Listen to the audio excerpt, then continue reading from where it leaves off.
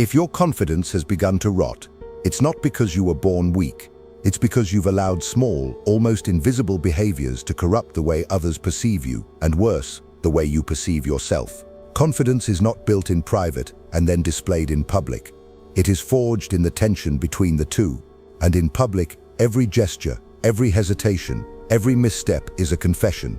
So let's begin with the first habit, perhaps the most insidious of all: over-explaining yourself. The need to constantly justify your actions, choices, or even your presence is a subtle form of self-erasure. It signals to the world that you believe you are not enough, that your word alone is not sufficient. A man confident in his position speaks once. A man unsure of himself prepares a thesis for why he dared to speak at all. Over-explaining might feel like clarity. In truth, it is an apology disguised as logic. And the world, ruthless as it is, does not reward apologies, it punishes them. The second habit is compulsive nervous laughter. This one is harder to detect because it hides under the illusion of charm, but nothing destroys the gravity of your presence more effectively than laughing when nothing is funny. You may think you're easing the tension, but all you're doing is puncturing your authority. Nervous laughter tells others, I am uncomfortable with silence, with seriousness, with being perceived, and so you try to soften the moment before it hardens into judgment. But let me be clear, judgment is not your enemy, it is your forge. If you laugh too easily, people will stop listening seriously. If you smile too often, people will stop looking carefully. The man who laughs at his own words trains others to laugh at them too. Reserve your expressions, guard your reactions, be unreadable, not entertaining. The third habit is asking for permission when you don't need it. This is different from politeness or respect. It is a compulsive need to be validated before you act, before you speak, before you exist. You see it in phrases like, is it okay if I say something? Or sorry, I just wanted to add. Confidence doesn't seek clearance, it assumes it. The moment you ask if you may speak, you signal that your voice is optional, that your contribution is a disruption rather than a necessity. And that framing, once established, is incredibly difficult to undo. Power is rarely granted. It is taken calmly, without ceremony. The room does not give you permission to be bold. You walk in and you are bold. Anything less and you will always be tolerated, never respected. This habit is particularly common among the intelligent but wounded, those who know they have something to say but fear the cost of saying it. But the truth is, the longer you wait for permission, the more invisible you become. These three behaviors, over-explaining, nervous laughter, and permission-seeking, are not random quirks. They are symptoms of internalized doubt, rehearsed in public until they calcify into personality. And once that happens, you'll begin to wonder why people overlook you, interrupt you, dismiss you, or forget you. But people don't respond to your essence, they respond to your signals. And if your signals say, I'm unsure, I'm sorry, or I'm small, they will treat you accordingly. The world is not kind enough to dig beneath your behavior and search for your intention. It takes you at face value and then treats that face as truth. So if your public habits betray your confidence, do not be surprised when the world mirrors your weakness back at you. You were not born to explain yourself into credibility. You were not born to laugh away your tension. You were not born to beg for entry. Somewhere along the line, you were taught these behaviors because they kept you safe. Maybe at home, maybe in school, maybe in relationships where being invisible was easier than being attacked. But what once kept you safe is now keeping you small. And if you want to reclaim your confidence, you must start by watching yourself like a hawk. Study your posture, your tone, your reflexes. Every time you over-explain, pause and ask, what am I afraid they'll think if I don't? Every time you laugh too easily, ask, what silence am I trying to escape? Every time you seek permission, ask, why do I need someone else to confirm my worth? Because that is the turning point. Not some abstract affirmation, not some motivational speech, but the decision to watch yourself mercilessly, not with hatred, but with precision. And from that precision, rebuild, strip away what was taught, reforge what was lost. You don't need to become louder, you need to become clearer. And clarity is a silent weapon. When you stop betraying yourself in public, something strange begins to happen. People listen longer, wait before interrupting, and start measuring their words around yours. Not because you demanded it, but because you earned it through restraint. Confidence is not loud. It's the quiet certainty that others can feel, but never quite define. And so, we begin. Yet most never realize when the erosion continues.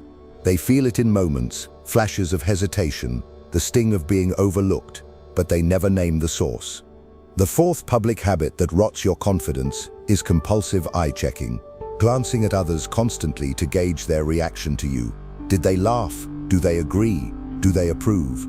You become a mirror instead of a presence, only existing as a reflection of how others receive you. Every time you check their eyes for reassurance, you silently confess you have none of your own. A confident man looks without seeking. His gaze is still, his focus unwavering, because his sense of reality is internal. The moment your eyes betray uncertainty, your words collapse. Because people don't just listen to what you say, they study your face to see if you believe it. And when they see you scanning, shifting, searching, they don't feel guided, they feel burdened, as if now they must carry your insecurity for you. Confidence is not about domination, it's about not outsourcing your self-perception. Break the habit of needing visual applause. The fifth is oversharing personal struggles too early or too often in public settings. Let me be precise. Vulnerability is not weakness, but public overexposure is. When you offer your inner world too freely, you invite others to feel superior to it. You lose mystery. You trade the gravity of your presence for momentary pity. Some do this to bond, others to seem real, but in the end, it breeds imbalance. Because if you present your worst without discernment, people will fixate on that version of you. They will forget your strength. They will label you as the one who struggles. And worse, you may begin to wear that label with pride, thinking it makes you honest. But it doesn't. It makes you predictable. And predictability is the enemy of respect. Share your pain with those who have earned the weight of it, not with a crowd that will reduce it to content. Learn to suffer with dignity. Hold your darkness until it ripens into wisdom. Because raw wounds in public are not a sign of authenticity, they are a sign of unprocessed chaos. The sixth is a subtle posture of apology. The way you sit, stand, walk, as if shrinking yourself, as if apologizing for taking up space. You see it in the shoulders that curve inward, the voice that trails off, the hands that fidget at the edges of conversation. The body never lies. And if your body tells the room, "I don't belong here," the room will agree. Confidence is a silent geometry. It begins in how you enter, how you take a seat, how you rest your hands when you're not speaking. The world studies these things long before you open your mouth. And if your posture speaks of guilt, fear, or unworthiness, no amount of eloquence can correct it. A predator doesn't need to hear a rabbit squeal to know its prey. It only needs to see it freeze. Carry yourself like you are owed the air around you. That is not arrogance, that is balance. Because if you don't inhabit your own frame fully, someone else will move into it for you. These are not small errors, they are scripts. Silent rituals rehearsed in public that slowly murder the parts of you built for presence. Eye-checking, oversharing, and apologetic posture are all ways of saying, "Please like me." But when you beg to be liked, you abandon the gravity that makes people respect you. And let me tell you something brutal. Being liked is easy. It requires softness, laughter, stories, yielding. But being respected, that requires friction. It requires tension. It requires stillness when you are tempted to fidget, silence when you are tempted to speak, boundaries when you are tempted to bleed. Confidence is not the absence of fear, it's the refusal to let fear guide your behavior in public. Most people never notice these habits until they've lost opportunities they couldn't explain.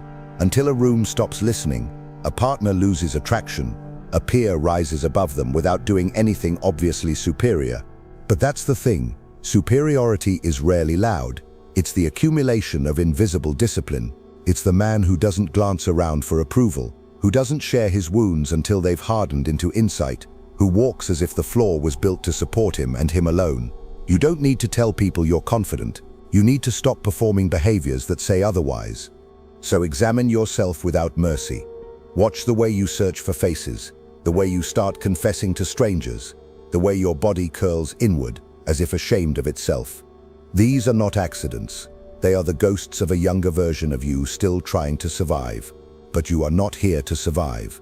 You are here to sharpen. And to sharpen, you must stop explaining, stop revealing, stop begging, begin carrying, begin holding, begin knowing. Confidence is not given, it is remembered. And when you remember what you are, what you've always been beneath the noise, others will too.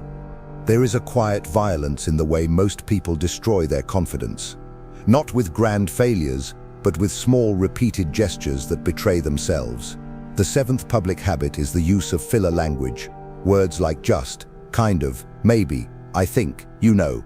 These are not merely verbal tics, they are self-protective mechanisms, shields made of softness, a way to soften your truth before it leaves your mouth. But every just weakens your point. Every kind of waters down your certainty. You think you're being polite, diplomatic, careful, but the world hears hesitation. The world hears you doubting your own voice, so it mirrors that doubt back. A confident man does not dilute. He says, this is what I see, this is what I believe, this is what needs to be done, without apology, without padding. Because when your speech is padded, people stop listening to the message and start studying the fluff.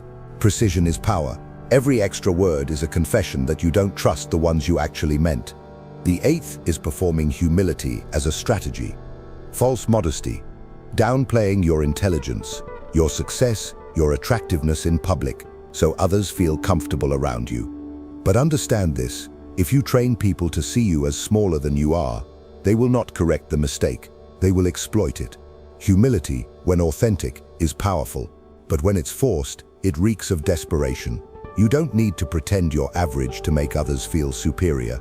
That kind of humility is not virtue, it is submission dressed as likability. And it's not generosity, it's fear. Fear of being envied, of being resented, of being targeted.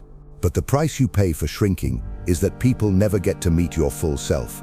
And the longer you perform that act, the more you forget what your real presence even feels like. Confidence isn't arrogance, but it is unapologetic self-possession. It is the refusal to make yourself smaller so others can feel bigger. If your greatness offends someone, that is their burden, not yours to manage. The ninth habit is constant validation seeking through questions like, does that make sense? Or is that okay? Or do you get what I mean? At the end of your statements. It sounds harmless, it sounds polite, but it's a way of outsourcing certainty. Instead of standing firm in your expression, you end it with a plea for reassurance. You hand the weight of your words to the other person and ask them to carry it for you. But in doing so, you broadcast that you don't believe your ideas have enough weight on their own. And people sense that. They might not say it, they might even smile and nod, but inside, they register that you are not fully anchored. Confidence does not ask for confirmation, it offers clarity. Here is the idea, here is the plan, here is what's real, period. If you want to know whether it makes sense, wait for a question.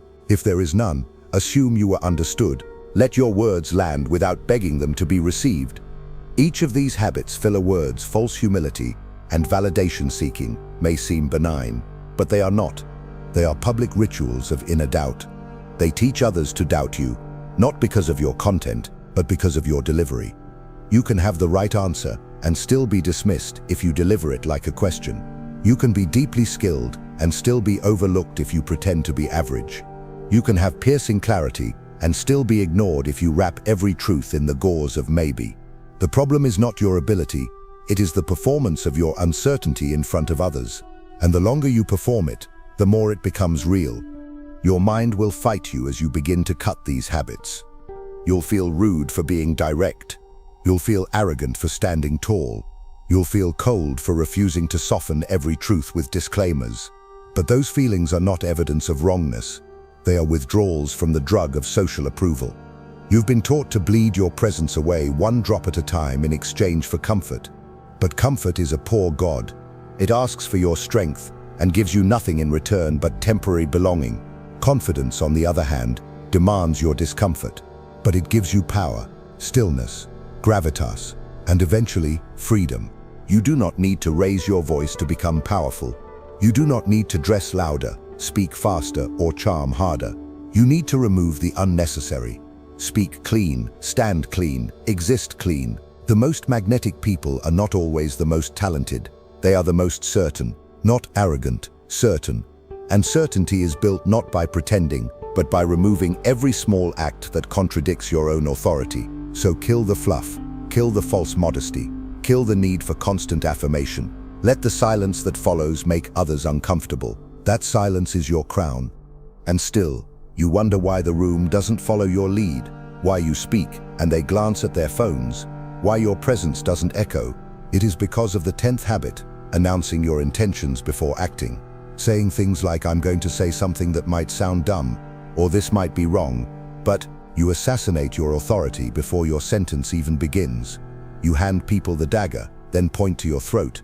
This is not humility, it is sabotage. A man who doubts his own words will always give others permission to ignore them. The confident do not preface. They simply enter, they speak, they deliver, and let others catch up if they must. When you soften your entrance, your ideas arrive already limping. Stop narrating your fear, just act, just speak. Let the silence you leave after you speak carry more weight than the noise you made while talking.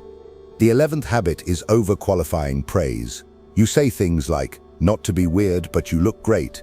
Or you probably hear this all the time, but as if paying someone a compliment is a breach of decorum.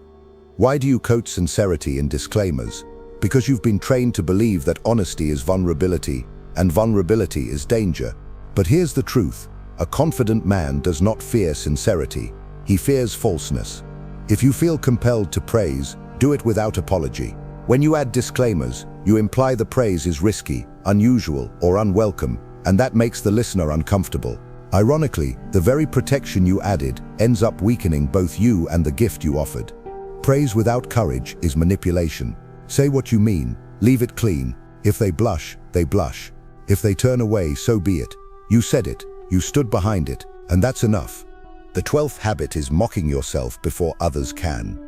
The preemptive joke about your appearance, your intelligence, your failures. It's a defense mechanism, an armor of irony. If you humiliate yourself first, no one can hurt you. But this tactic costs you something irreplaceable, your dignity. What you mock, you make real. What you belittle, others stop valuing. You may think you're showing that you're comfortable with your flaws, but in truth, you're showing that your identity is up for auction, that you'd rather earn laughs than respect. And once they see you laughing at yourself, they will join in, not because they hate you, but because you've taught them how to treat you. A king does not joke about his crown, even if it's dented. He polishes it, wears it, and lets others wonder how it got that way. These 3 habits, announcing your fear, apologizing for honesty, and self-mockery, are all different shades of the same sickness, the fear of being seen, not praised, not hated, but simply seen. And so you try to control the perception. You disarm yourself before they can.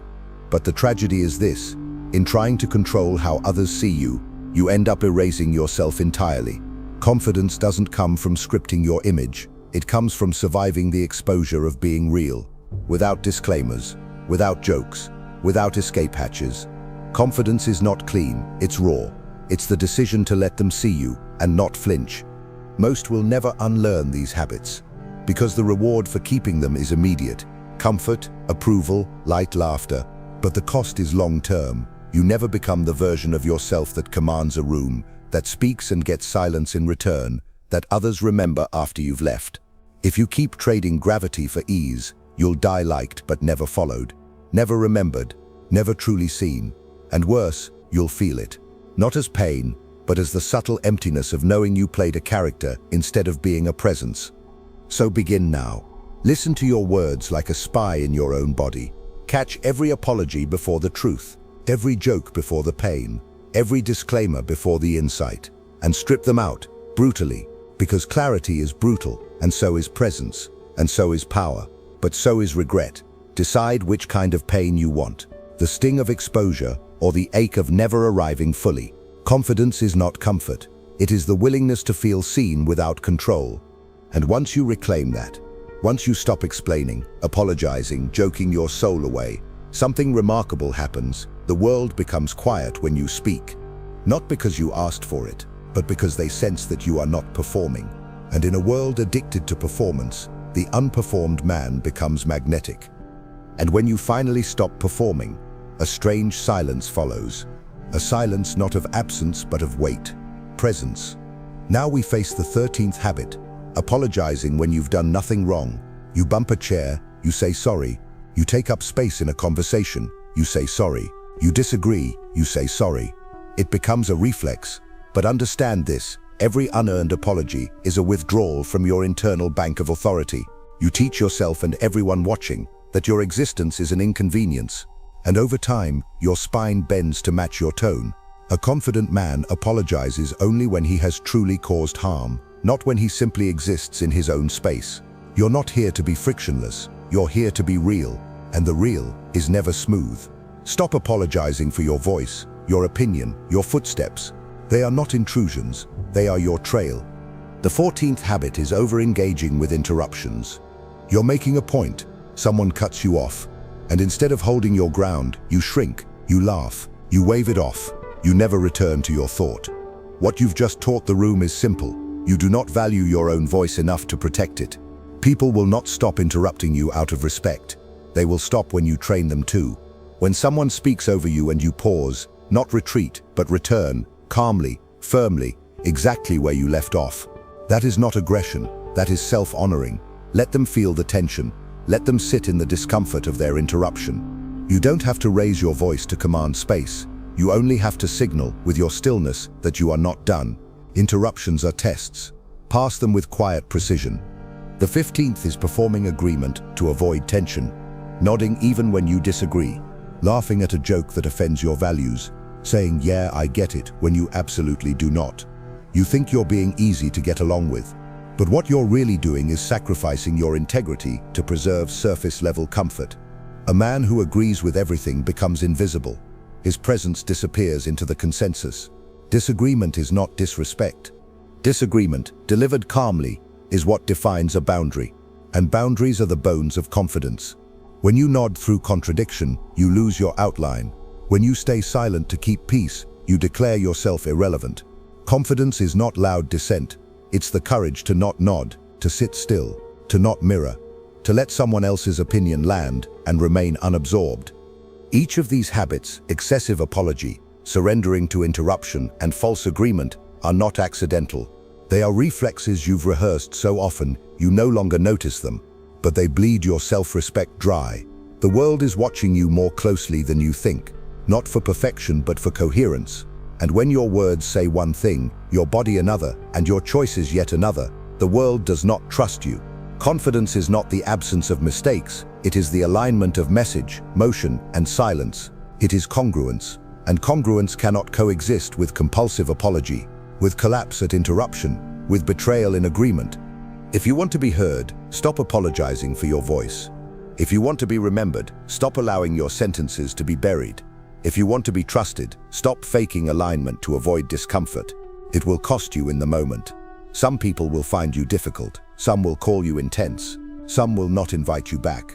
Let them. You are not here to be liked by everyone. You are here to be known by those with eyes sharp enough to see you. And those people, those rare ones, they will not be drawn to the agreeable, they will be drawn to the exact, the unflinching, the unapologetic, the true. You must become willing to sit in the friction of your own truth, to watch people squirm as you hold your line, to let silence stretch instead of filling it with niceties. Because that silence, that discomfort, that moment of tension is the forge. It is where your spine hardens, where your tone sharpens, where your identity becomes unmistakable. You cannot become undeniable while still begging to be approved. Confidence does not explain itself. It does not lower its voice. It does not practice being pleasant. It simply arrives and remains. And when you arrive and remain, they begin to orbit you, not because you demanded it, not because you chased it, but because you no longer leaked your power to earn it. The 16th public habit that destroys confidence is excessive smiling to ease social tension. You smile when you're nervous.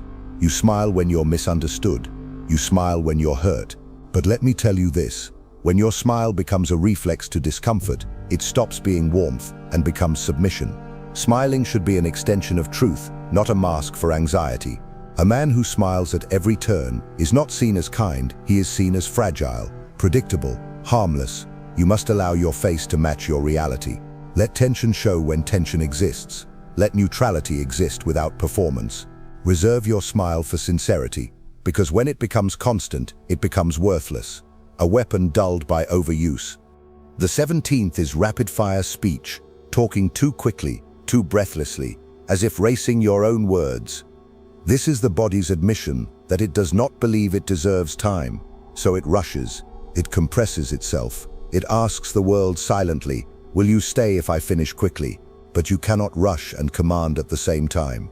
Authority requires pause, stillness, breath. When you speak slowly, you signal self-trust. You show that your words matter enough to land one by one, not in a flurry. Those who are listened to don't speak fast. They speak clean. They choose words like weapons, deliberate, unrushed. And because they don't rush, the world leans in. If you feel the urge to speed up, slow down instead. Let the silence that follows your sentence do more than your next 10 words ever could.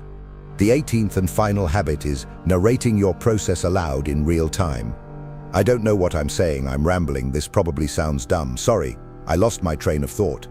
These seem innocent, harmless even, but they are spiritual betrayals. You are publicly severing your own flow in front of others. You are stepping out of the moment, looking back at yourself and announcing to the world that they should disregard what you're saying. This is not humility. This is auto-sabotage. Confidence is not the absence of error, it's the refusal to disown yourself mid-sentence. Even if you are rambling, don't confess it. Let it breathe. Let the moment unfold without self-correction. If you cut yourself down in front of others, they will not rebuild you. They will walk around the wreckage and keep moving. Never narrate your own unraveling. Trust the silence. Trust the pause. Trust yourself, even when the sentence stumbles. These final 3, excessive smiling, rushed speech, and live self-rejection, are the last blades you must dull. Because each of them teaches you to abandon yourself at the altar of social acceptance. And when you make that sacrifice enough times, there's nothing left to abandon. Only a ghost, smiling at all the wrong moments, speaking too quickly to be felt, apologizing for even existing in the conversation. That is not you. That is your training. Undo it. Strip it down. Walk into the next room with no need to charm, no need to hurry, no need to pre-apologize for the miracle of your voice. You will feel exposed. You will feel naked. Good. Confidence is born in that cold air, in the absence of your usual armor. Stand there. Don't flinch. Watch what happens when the mask stays off. Watch who leans in. Watch who can't look you in the eye anymore. Watch who suddenly listens longer. You do not need to become more. You need to remove what was never yours to carry. Remember this. Confidence is not posture or tone or speech. It is the absence of internal betrayal. It is the moment when your mouth and your spine and your silence finally say the same thing. That is coherence. That is power. That is presence. And it cannot be faked. Not sustainably. Not for long. You either build it through ruthless self-honesty, or you continue trading pieces of yourself to be tolerated by rooms that never deserved you. So kill the habits. Reclaim your weight. Step into the space without flinching. And let the silence make them wonder who, exactly, just walked in. If you've made it this far, it's because a part of you is already ready for this new path. A part of you has already realized that being loved means nothing if it requires abandoning yourself. Real self-love begins the moment you choose you, even if it costs you comfort, approval, or connection, even if it costs you being alone for a while. So tell me in the comments, are you ready to be misunderstood, rejected, even hated in the name of your inner freedom? Are you willing to pay the price of being you? If this message touched something in you, if it made sense, write in the comments, "I choose my peace." Let's see how many of us are truly ready for this transition. And don't forget, keep watching the next video. It's more important than you think. I'll see you there.